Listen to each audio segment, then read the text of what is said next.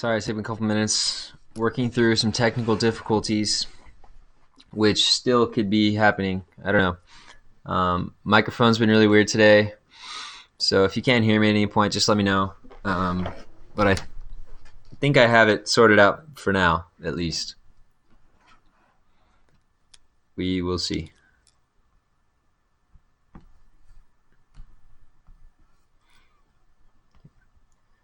But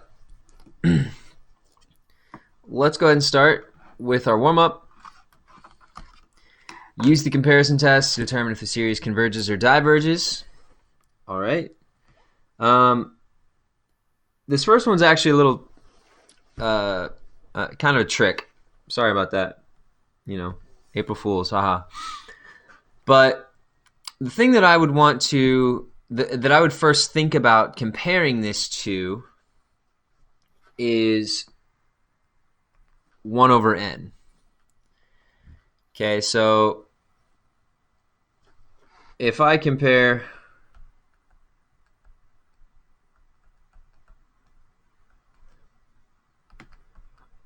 one over 25n plus 16 to 1 over n, well, that left denominator is going to be larger, which means the right side is actually the larger value.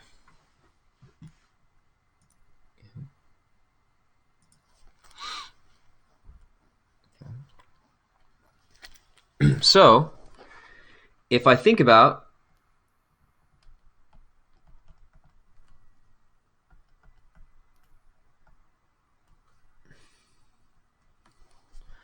the series 1 over n, Siri still constantly thinks I'm talking to them. I'm not.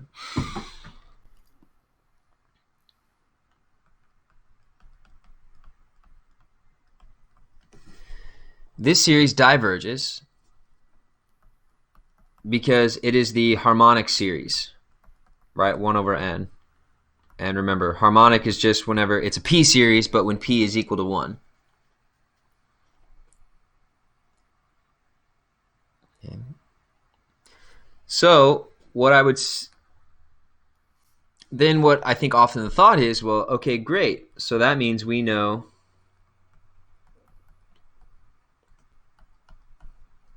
that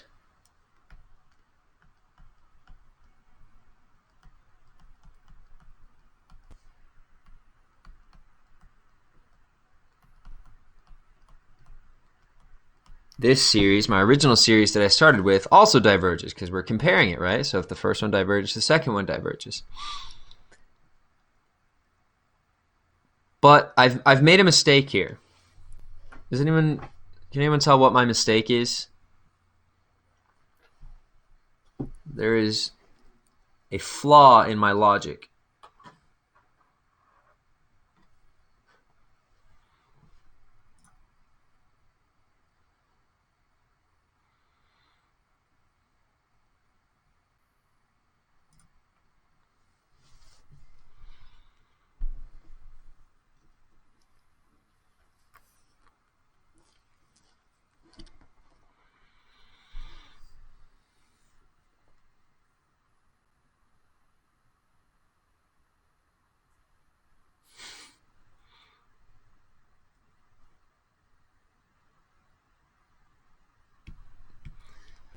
Limit.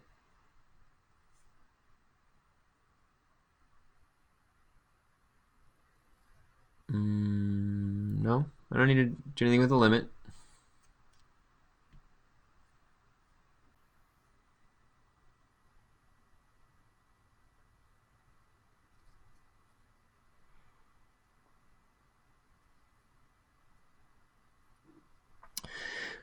We have to prove that the lesser one of the two diverges. Okay, true. Exactly. So, remember, this is less than this. And we know that this part diverges. We know the series of 1 over n would diverge because it's a p series, a harmonic p series.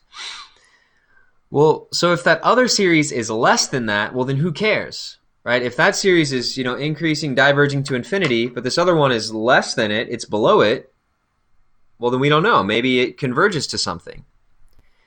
It's only if we could say, oh, that series on the left is greater than, so if this one's diverging up to infinity, it's also going to push the other one up to infinity.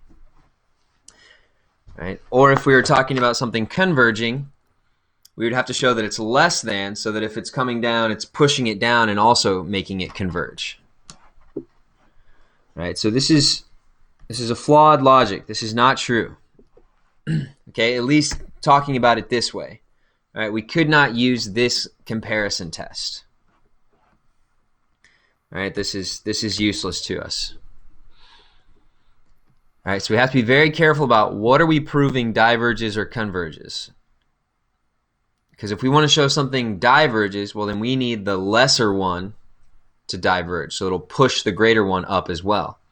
Or if we're talking about proving that something converges, then we need to prove that the larger one converges. That way it's pushing the smaller one down to also converge. I hope that makes sense. Okay, so this first one was kind of a trick. That we can't use this direct comparison test on this.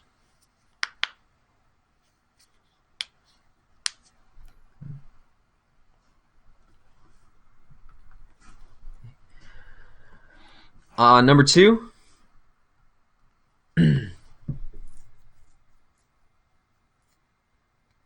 3 to the n over 5 to the n plus n. Okay, so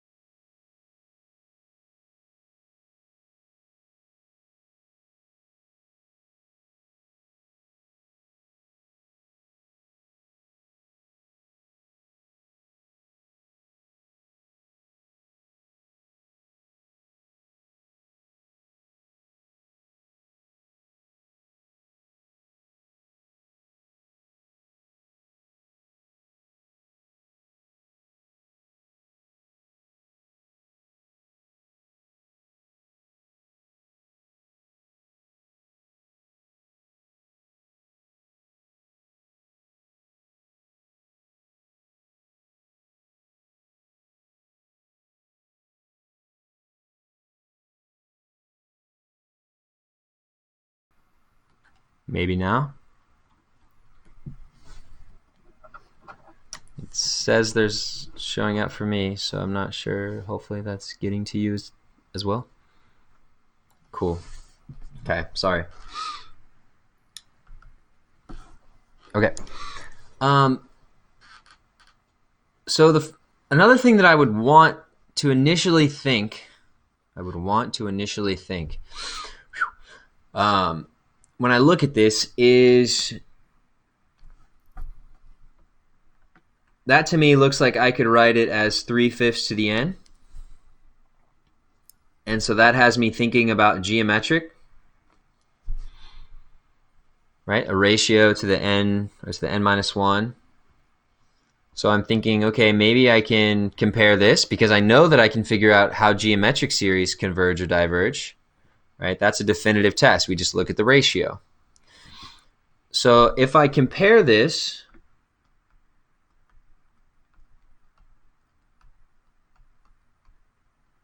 and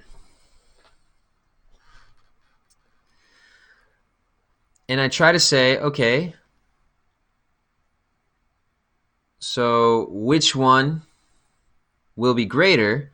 Now it's a little bit different, all right, because this just isn't some value. right? This is 5 to the n plus n again, right? But if I think about it still, okay, so, well, still for the denominator, if I'm adding n, well, that denominator will always be larger than if I just had 5 to the nth power.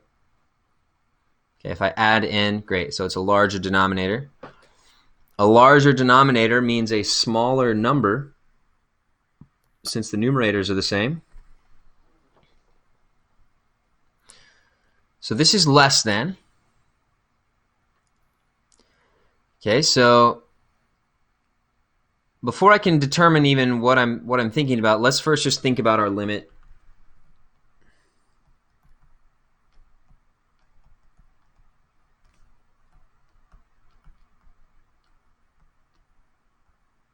Or not limit, sorry, why am I talking about a limit? Not limit, what's the series? N equals 1 to infinity. And actually, to make this in the perfect geometric form,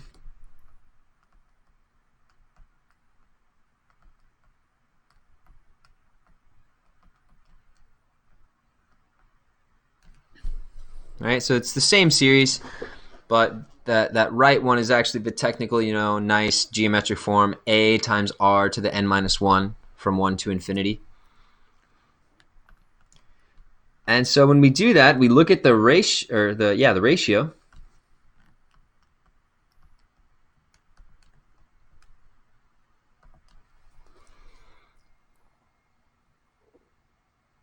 Which is less than 1. So that means that the series converges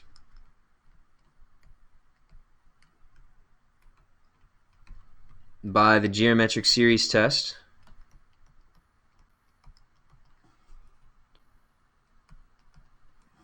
All right, so now, again, double check. Just because it converges, is that what we can actually prove based on which is bigger or smaller? Okay, so we have proved this converges. It's greater than the other series. Okay, so it is converging down to some number. And then there's this lesser series, so it must also be pushing that down to converge as well. Okay, so this one actually does work the way that we want it to.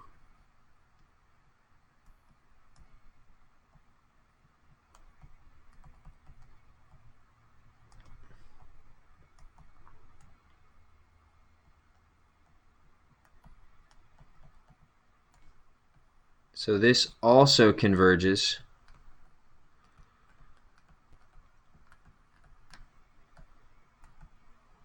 by the comparison test.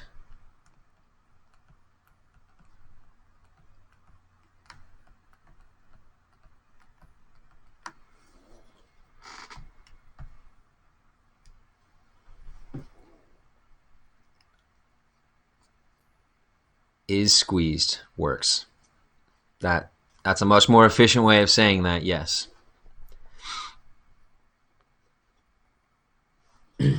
So let's just cross that out. Is squeezed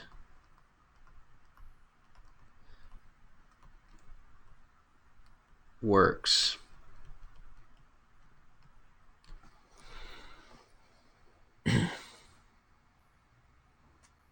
Much better.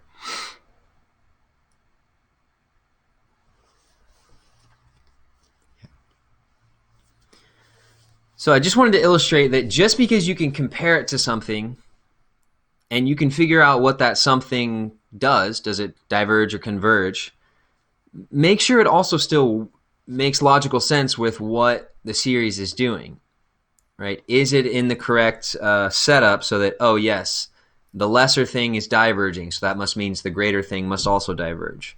Or the greater thing is converging, so that must mean the lesser thing is also converging. I hope that makes sense.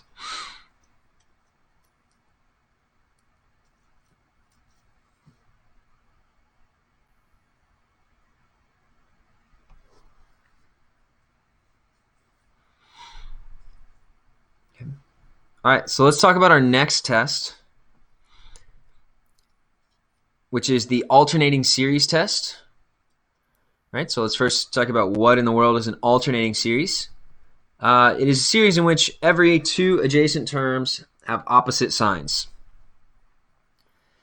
Okay, so that means if I listed out the terms of the series, so it would be some positive number plus a negative number.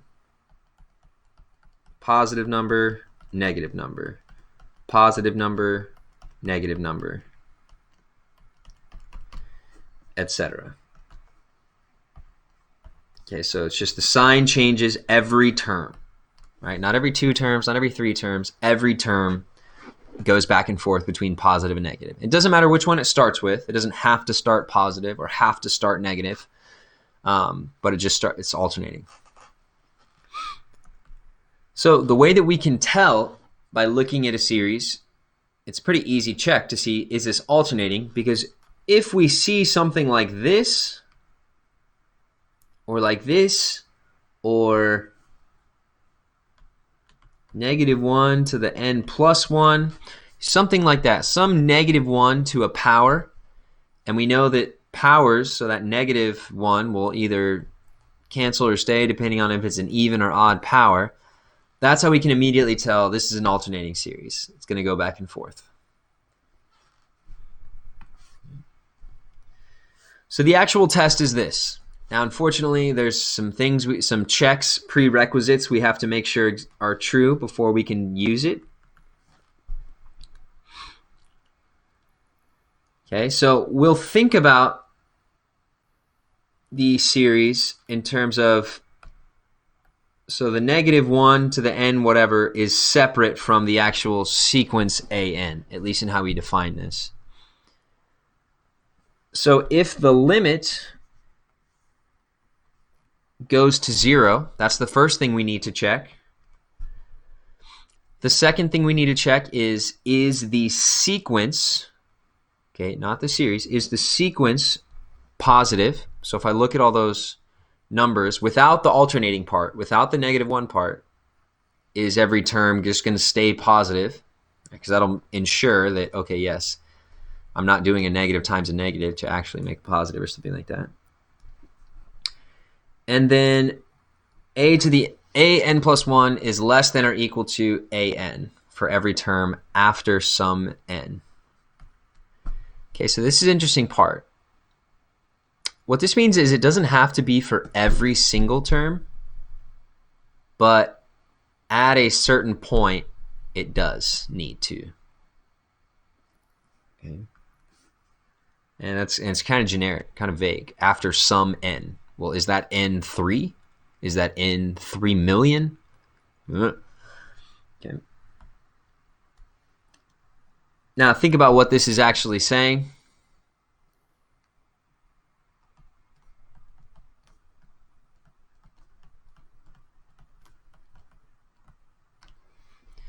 Right, saying that the sequence is decreasing. Right, n plus 1, so an plus 1 just represents the next term. So the next term should be less than or equal to the one that comes before it. And then the term after that should be less than or equal to the one, that one, and then et cetera, et cetera. So all it means is this is decreasing.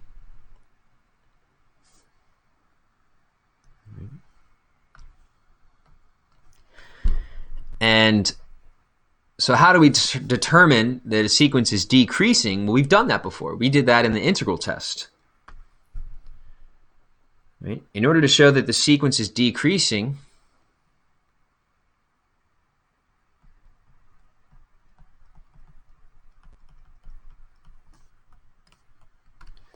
we just need to show that the derivative is negative. All right, so we'll take the derivative of that sequence, and if we can show that, oh yeah, this would be negative values always, then great. We proved it. Okay, it's decreasing. So these are our 3 checks. All right, I know it's starting to get a little murky in terms of we have a lot of tests right now, and which ones require us to think about what, right? This one has 3 conditions that have to be met. The integral test has 3 conditions. The comparison test has some conditions that need to be met. So there's a lot of little details to memorize, and I understand that sucks. Okay, because trust me, I also get these mixed up. I have to think about them and probably still will mess up. I really blew it in college algebra this morning. I had some really, really dumb mistakes. So it can only go up from there, I think. We'll see. But let's check out how this test works. Okay. Determine the convergence of the series. Justify your answer. All right, so the justify your answer part is always just we should tell what test we're using or how we know. Okay. So first of all, I'm already thrown off. I'm freaking out. Because this is not -1 to the n minus 1. This is a -2. So what the heck? But like with a lot of these, we might not start out with a perfect series. We might have to manipulate it a little bit. Okay, change some things around. So let me think about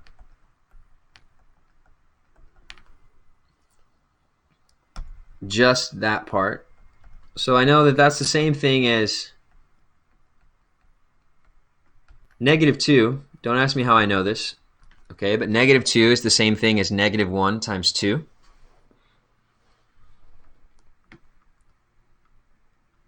And so thanks to the rules of exponents, I can think of this as -1. I can kind of split this up. -1 to the n minus 1 times 2 to the n minus 1.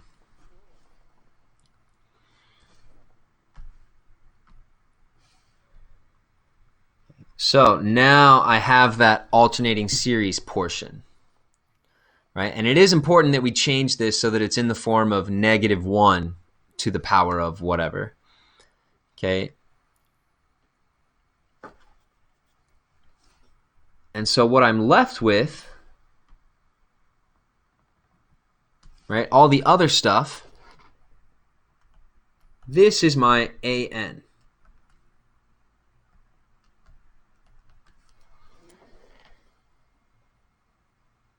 Right? Notice I do not include the -1 to the n minus 1 into that. Because, like our test stated, right, we consider these as 2 separate things. Right? The -1 to the whatever power is not part of the sequence. Right? It's separate from that.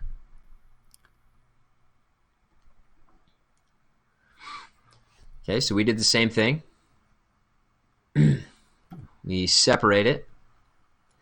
And now we have to check a few things. Right? So first thing, we need to check to see, is this limit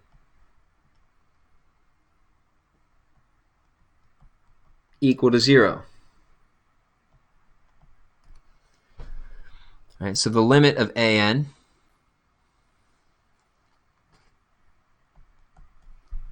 currently, that would be infinity over infinity. An indeterminate form, which we don't like indeterminate forms. However, that does give us a chance to use our favorite L'Hopital's rule.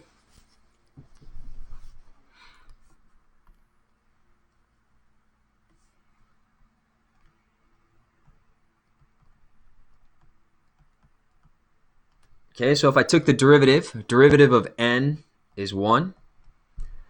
Derivative of 2 to the n minus 1 is 2 to the n minus 1 times natural log of the base, so natural log of 2. So this limit, numerator is 1, denominator is 2 to the n minus 1. So that denominator is going to get larger and larger. This is 0. Boom. So that's my first check. That's what I needed. I needed that limit to be 0. Say, I need this, I need this. I have to have it.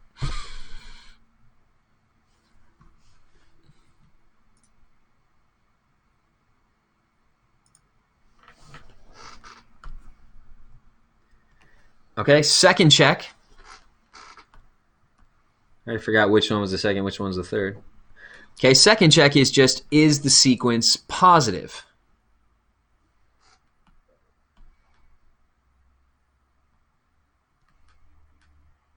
Okay, so n over, okay, is this positive? Well, we're plugging in natural numbers, 1, 2, 3, 4, 5, 6, 7, 8, 9, 10, etc. So yeah, there's no way that this sequence could ever be a negative value. Right? It might be a really small value. It might be really close to 0 if I plug in a really large number of n, or not even a really large one. Even if I plugged in like 8 or something, it'll be small, but it'll never be negative. So yes, this sequence is positive. Okay, and then my third piece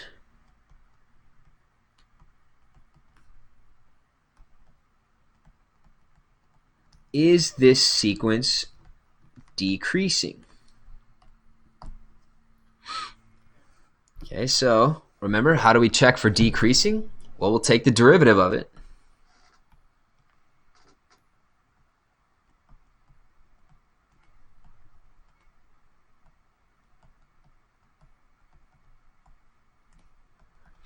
Okay, so I have a numerator, I have a denominator. That means we're going to use the quotient rule. So low d high minus high d low over low squared, or bottom d top minus top d bottom over bottom squared. So the bottom times the derivative of the top, which is just 1, minus the top times the derivative of the bottom, so 2 to the n minus 1 times natural log of 2, all over the bottom squared.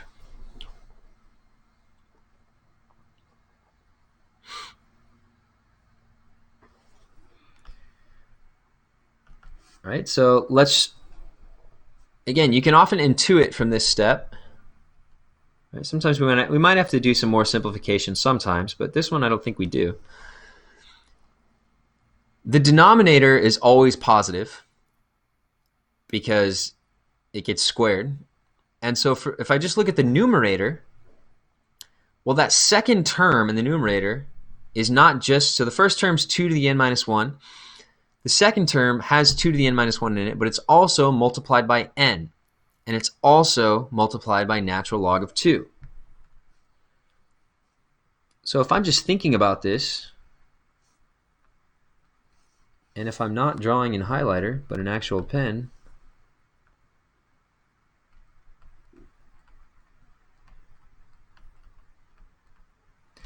then this is a larger term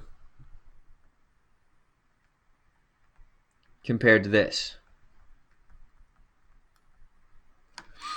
So if I think, well, I have a smaller number minus a larger number, then that means whatever the number is, it's going to be negative. And a negative divided by a positive will be negative.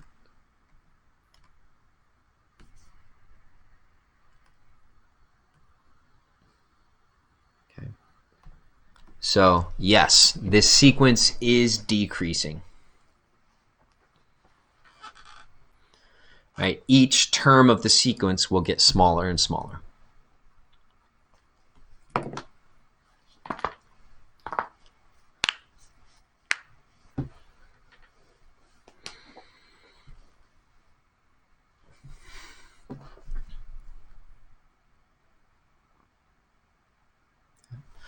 So now, again, that's just all the preliminary work. That's just to show that, hey, we could use the alternating series test. Right? That's...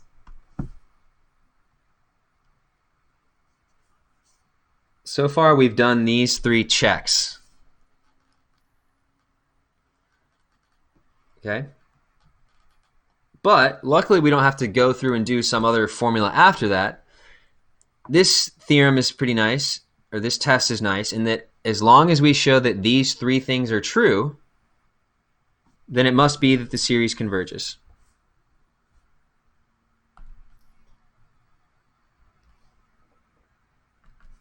So I'm going to write a nice essay here. The conditions. Wait, why am I writing it here? That's not where the problem is. Over here. Aha. Let me scroll.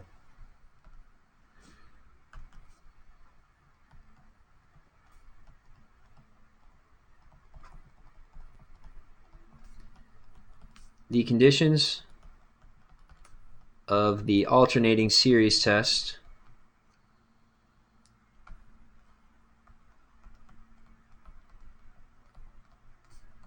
are met. So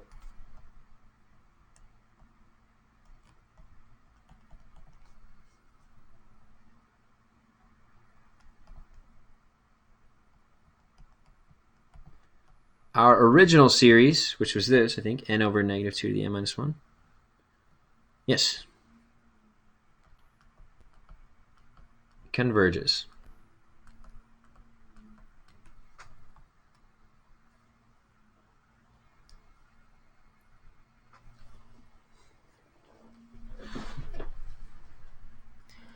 Once we prove those three things are true, then we can immediately say that the series converges.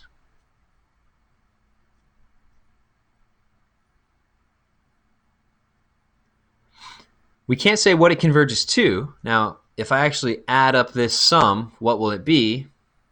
I don't know. All right, so if any of the steps don't work, does it diverge or is it inconclusive? Good question. So going back to this. So for the wording here, converges if the following are met. So unfortunately, the alternating series test does not tell us about divergence. Okay, so it would be inconclusive. If one of these things is not true, then we couldn't say for sure.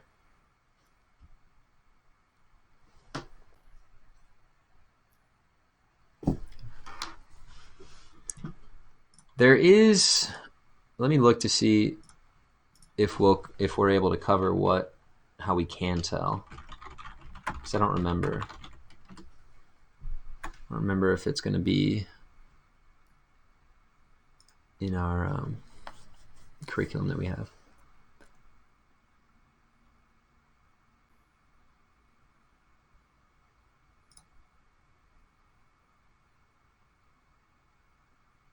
But maybe,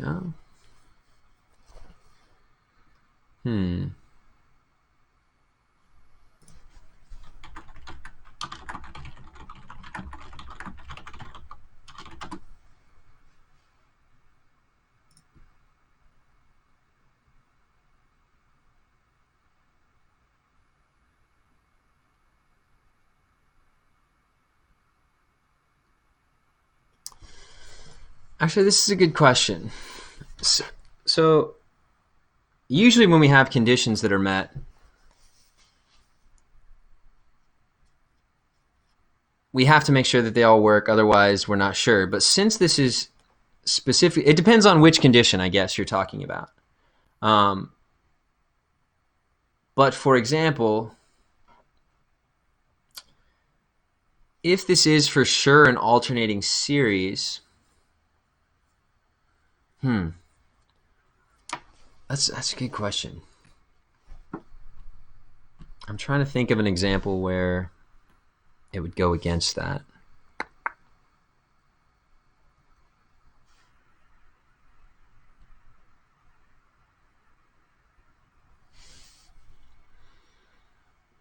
I'm gonna have to do some research on that to say for sure.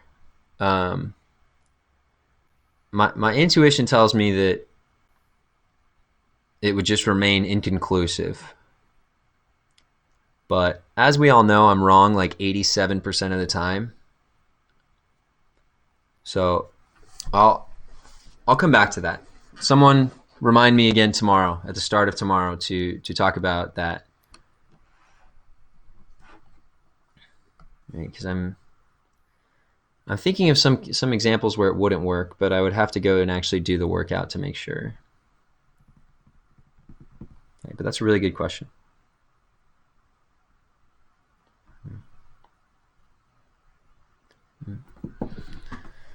Determine the convergence of the series. Justify your answer. All right, well, I'm off to an easy start with this one, and that it already has the -1 to the nth power. Okay, no problem there.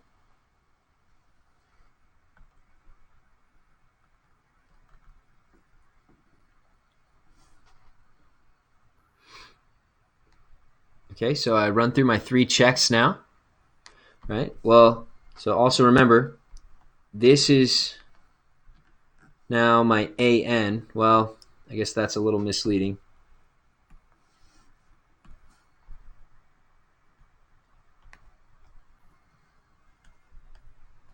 This is my AN, so I don't just make the sequence the denominator. It is just whatever the sequence was without the -1 to the nth power.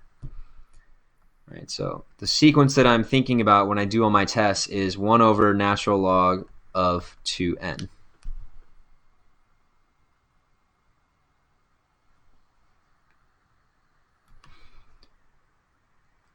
First check, does the limit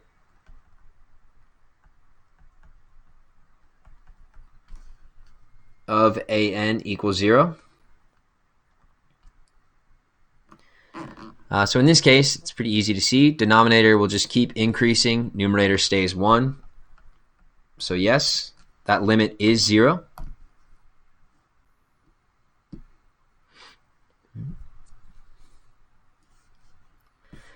Next check. So is the sequence always positive? Right, so 1 over natural log of 2n. N is just a natural number, so we're just plugging in larger numbers. Okay, so yeah, that'll always be positive. There's no way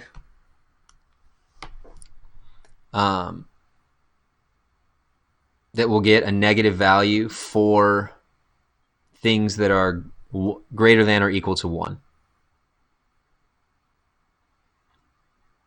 Right. Natural log, the function natural log is negative sometimes, but if I plug in 1, so natural log of 2, well, that's positive.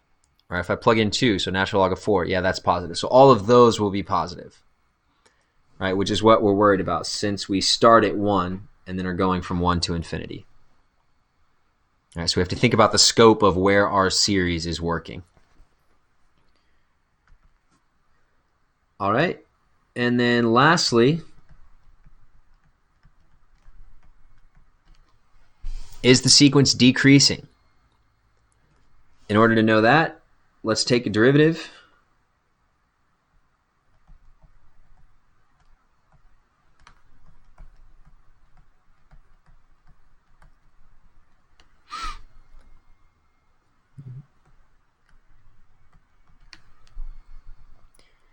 Okay, we can think about this as a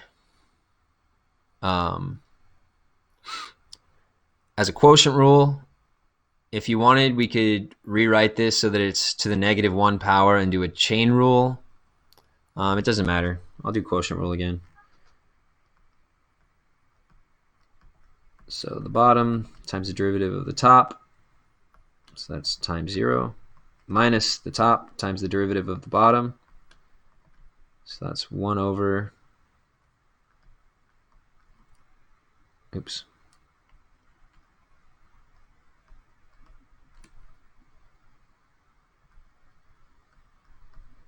One over 2n times 2, because of chain rule.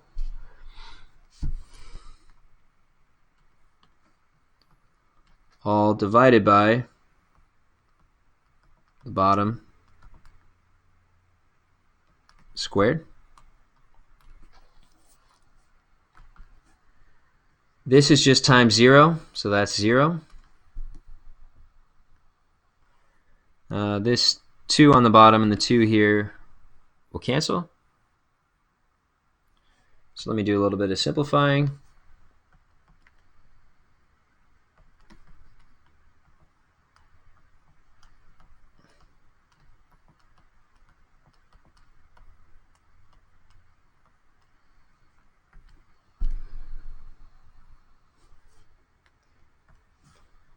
So this n, instead of having a fraction in a fraction, I just brought the n down to the denominator.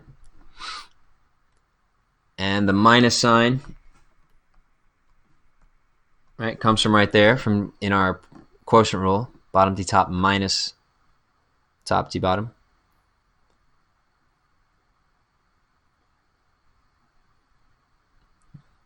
So again, our values of n will always be positive, right? 1 or greater.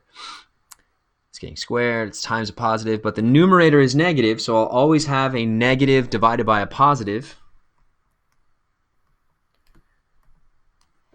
which means overall that will be negative. Okay, so that means, yes, our sequence is decreasing.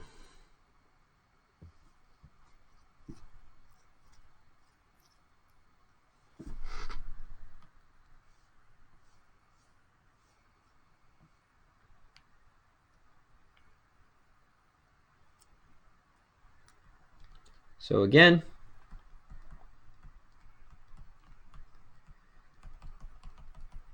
the conditions of the alternating series test are met.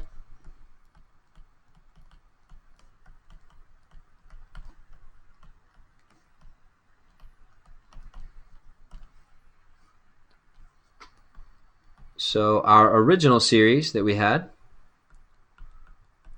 -1 to the n over natural log of 2n,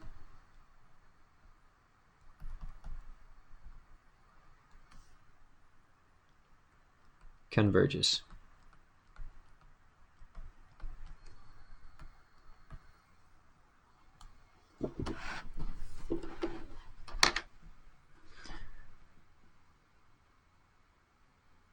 Right? Yeah, so that was our original series.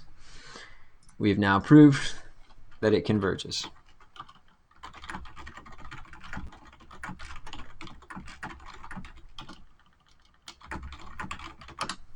Okay, questions about the alternating series test?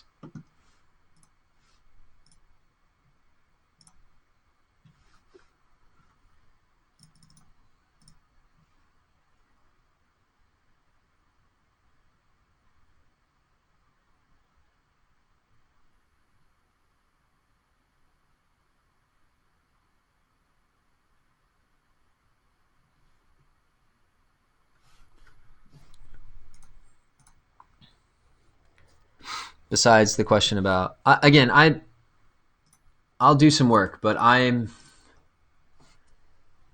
99.999% positive that if one of the tests fails, so let's say we were going through and doing these tests and we said, yeah, great, the limit is 0, the sequence is positive, but the sequence isn't always decreasing.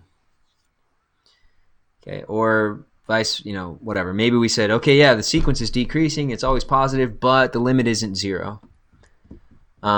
We can't conclude from that it diverges. Again, I'm 99.999% positive on that. We would have to use some other type of test to see if it converges, or sorry, diverges. Maybe like the nth term test, perhaps, would be a good one to use. Yeah, we'd have to see.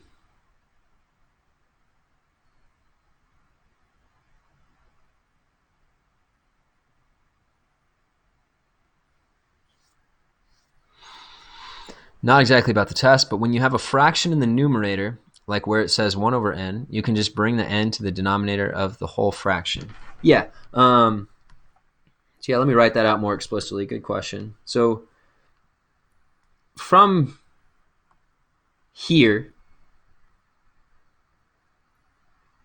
so we end up with -1 over n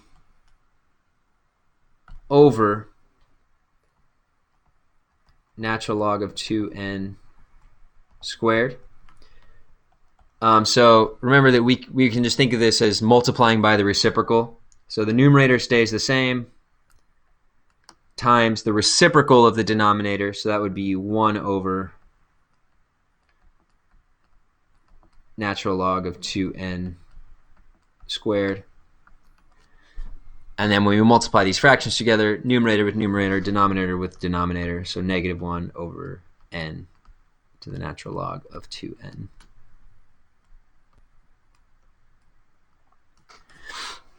So yeah, it's just kind of, so when I did that with the 1 over n, yeah, it's just multiplying by the reciprocal. Any update on how performance tasks are going to work? Yes and no. We'll still have performance tasks. They will be sort of stripped down in that, I'm not going to send you a 4-page performance task of solve these 6 problems. Okay, it'll probably be something closer to like 3 to 4 problems, or 2 to 4 problems, depending on what the size of them are. And so it'll still be based on, did you get the correct answer and stuff like that. But in my scoring, the questions I'm going to build them more so that they are kind of word problem / explanation based. If that makes sense, that's a way that I can show a little more accountability for if I feel like you understand it well enough or not. So for example, if I just sent you this problem as part of a performance task, well, you could just do the math and you would, get the answer, etc. So what I would say is I would somehow transform this into a problem where you would have to explain. So you would have to still do the math part of it, but then I would ask for some sort of particular explanation about a certain step, or why we're able to do something, or how we know that we can use this, or something like that. So it'll be more writing and explanation based for the scoring. So actually doing the math is still important, but if I want to know, do you actually understand it? Because you'll be doing these performance tasks not like on, I'm not going to be watching you, and I'm not going to make you be on Zoom or anything. So of course, then basically it means it's an open note test. So that's great if you can do the math just because you're looking at whatever in front of you that tells you how to do the math. But do you actually understand what's happening and the explanations behind things?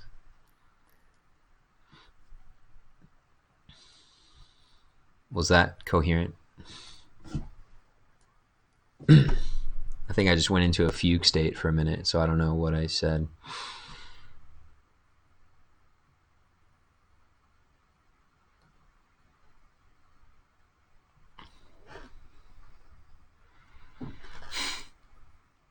Vaguely understandable. Okay. So basically you just have to, and then you'll have a good score on the performance task.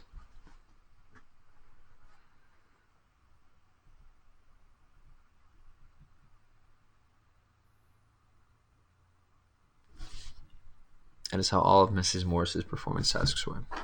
Yeah. Yeah, so I mean, you've had performance tasks from me this year and last year where we did similar things. Maybe there was like a question, maybe 2 questions where I asked you like to explain something, or to, identify a mistake and tell me why that mistake is wrong, or tell me what should have been done instead and why. Things like that. I've given you questions like that before on performance tasks. So it's just now it will mainly be focused on questions like that instead of just having like one of them. Right.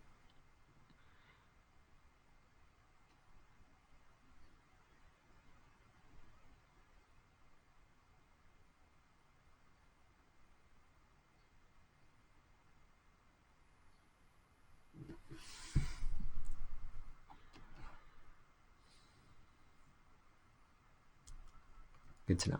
Yeah. So we'll probably have one of those coming up maybe towards the end of the week / beginning of next week. I don't know. I also don't know how many. Do you guys want more performance tasks? Like, because again, I could have given you one for like polar stuff. Like, not that you want more stuff to do, but I don't know if you want more scores that have the potential to change your grade.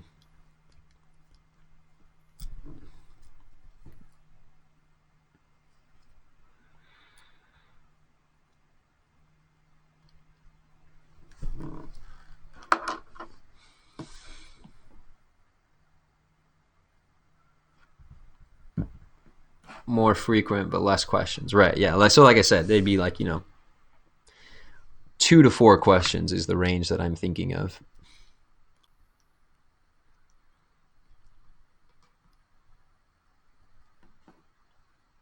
Okay. Here's some practice problems that you can work through. 9 through 25 odd. So it's just doing alternating series tests. It's just doing those checks. That's really it.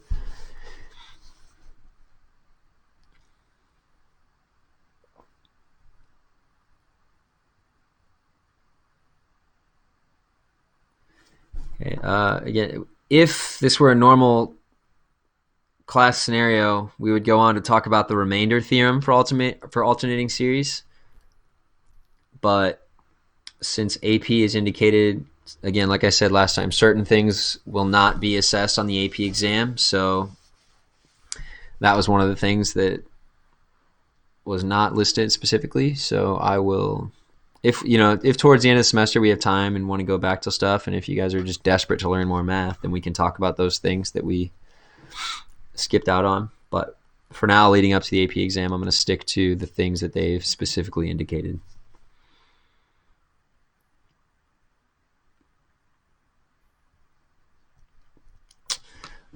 Hope you guys still, or not still, or ever, just a reminder that on Summit, right, there's that additional PFA that I had in there that is it just says AP tests, right? So remember, there's tons of practice exams, study sheets and cheat sheets to use,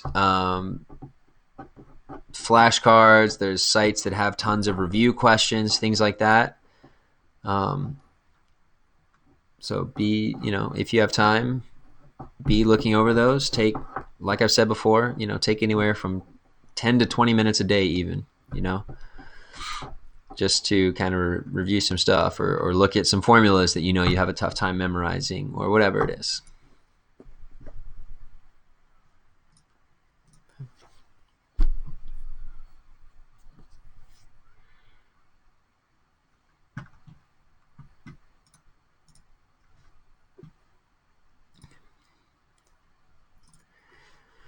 Anything else for me?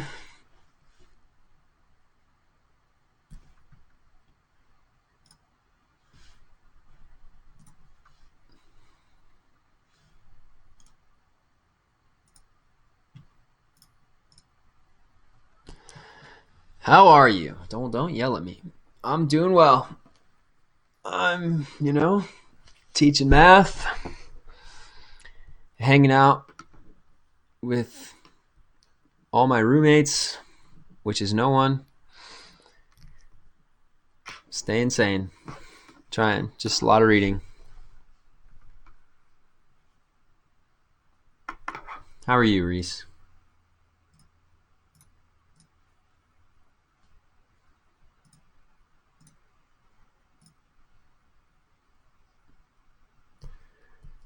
Thanks for being really calm and helping. Even during makes you feel less scary. You're welcome. I am nothing but always calm. What are you reading?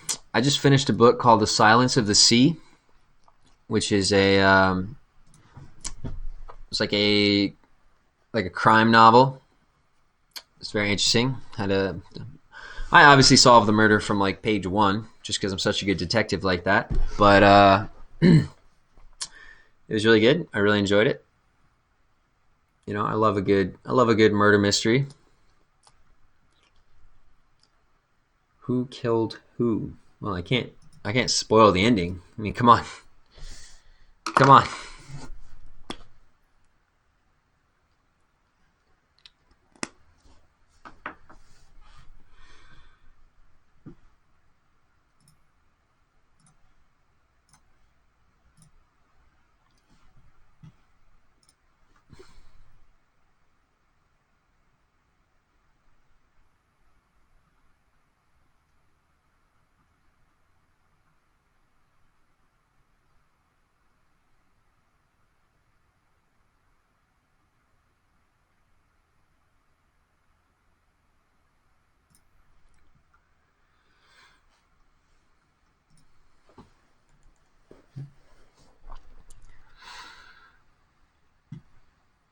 Are you guys swamped with work, or is it manageable?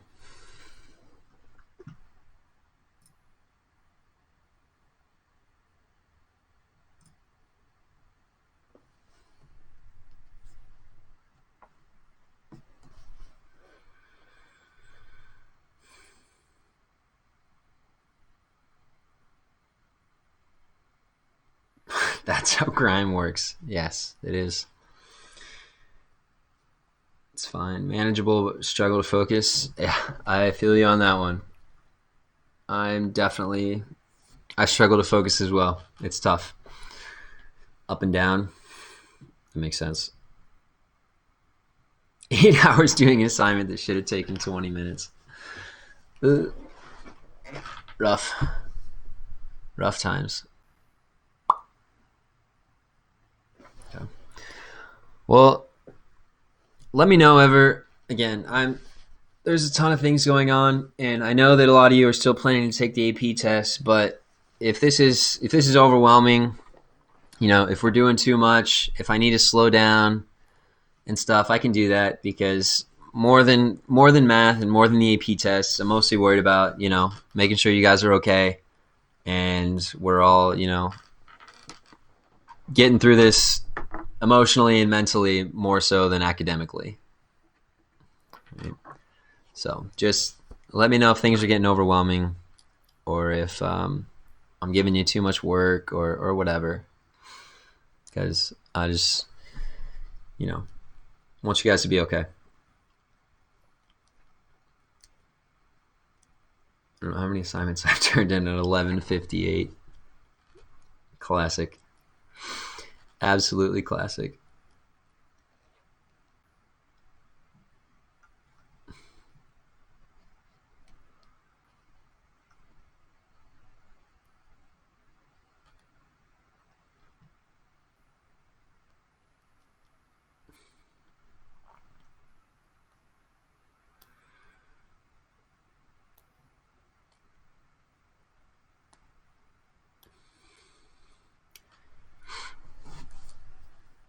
Yeah, if you wanted to be real legit, you would actually wait until 11:59:59 to turn in your assignments to get that real adrenaline rush. JK, don't turn in assignments. True.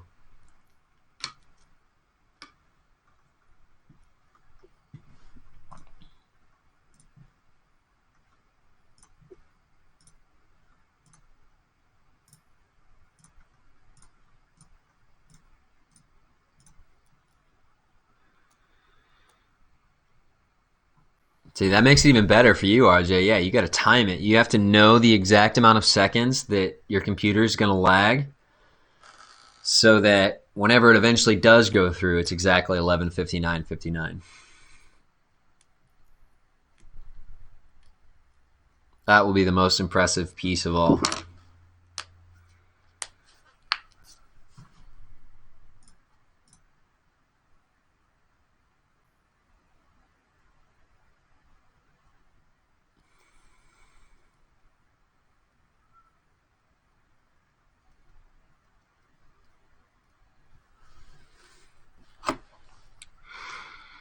What happens if we just don't go back to school? What do you mean? You have to turn them in at noon. Like for your grades? Yeah, we would just do online. I mean, we would just do this for the rest of the year.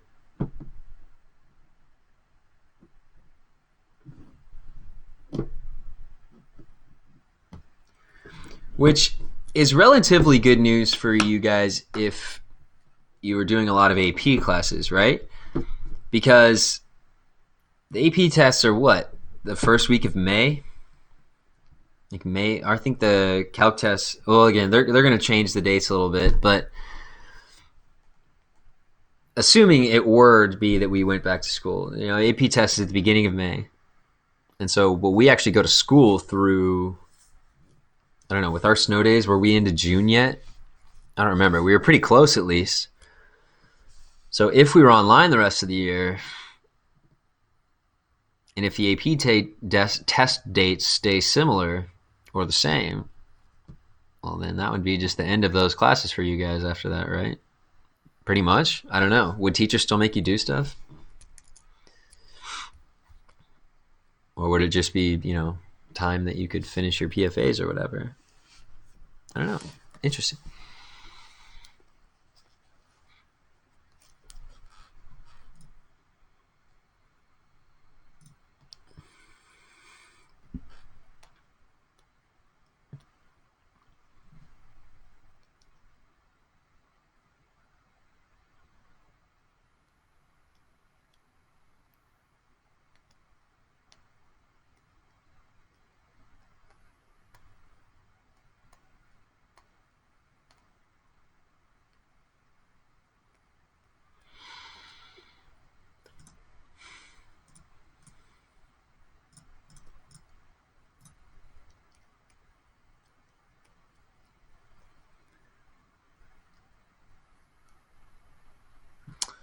Okay. Well, if you have any questions, let me know. Or come by my office hours later. Email me. Whatnot. Otherwise, good luck to you. Thanks for being here as always. And just keep working on turning those assignments in as late as you can.